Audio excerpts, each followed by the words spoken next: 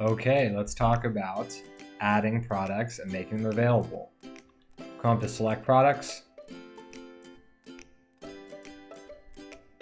You can just add these products right here, or you can go ahead and select your category or keywords that you're interested in.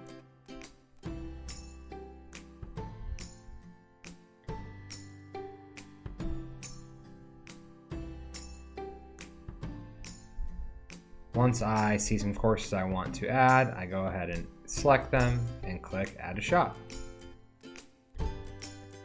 So those products have now been added.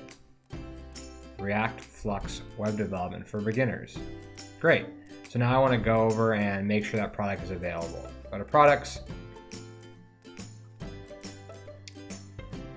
I can see that it says unavailable right here. So this product will not be live in my store. I need to make it available. So I select here, go make products available. Published one product.